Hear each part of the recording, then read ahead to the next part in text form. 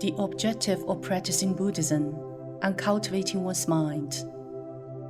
Once we have set an objective for cultivating the mind, we must ask ourselves, how do we cultivate our minds?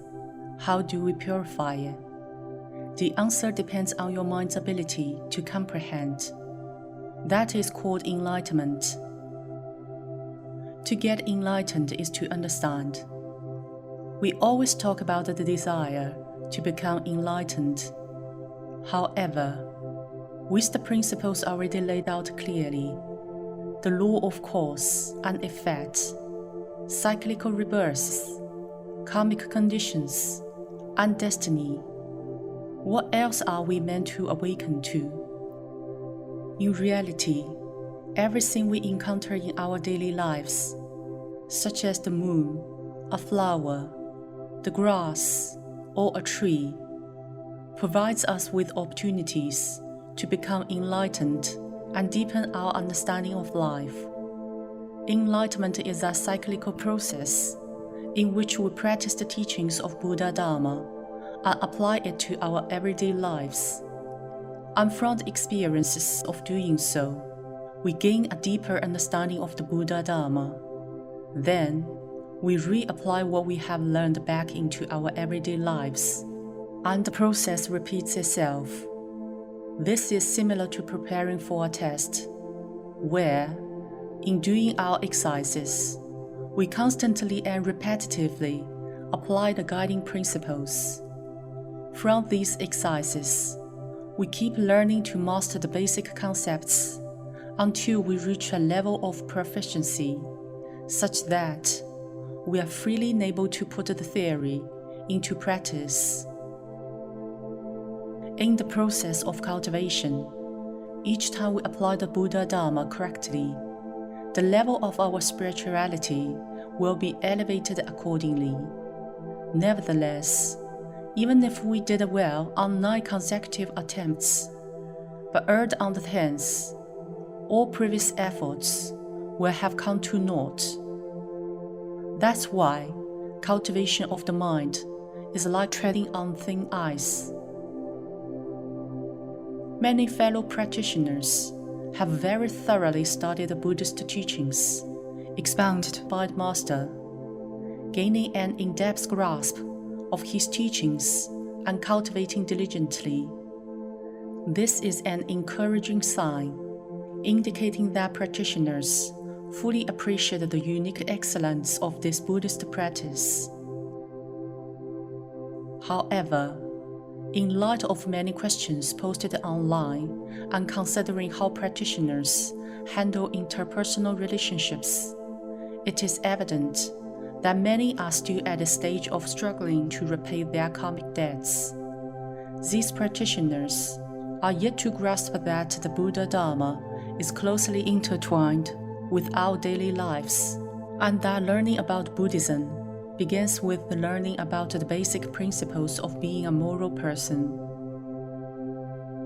Although some may seem to have tamed their temper through their efforts in reciting Buddhist scriptures, they have done no self-reflection or even tried proactively to identify and correct their shortcomings.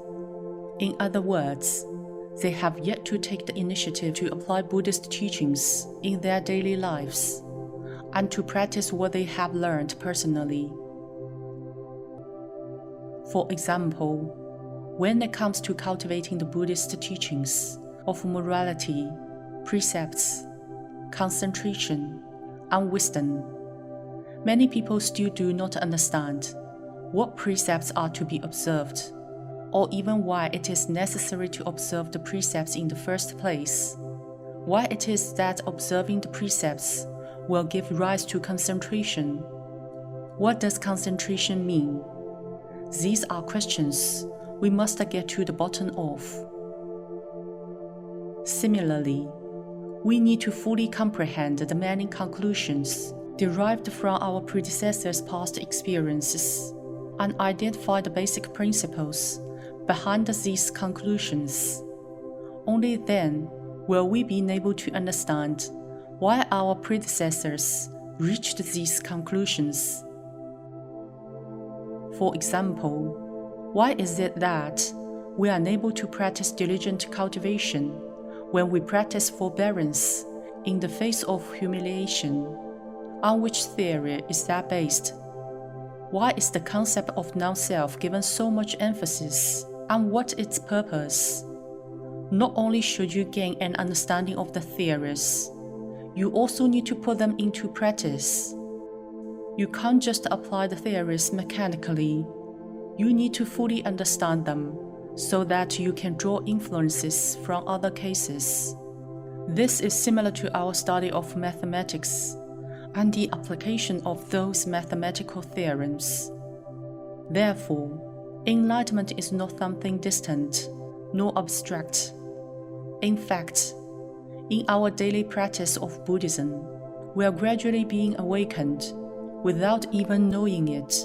We get to learn how to perform recitations of Buddhist scriptures and understand how performing recitations can change our lives for the better. The next step for a Buddhist practitioner is to systematically and consciously practice Buddhism in order to attain enlightenment. One should be more inquisitive and ask more questions in order to understand more guiding principles.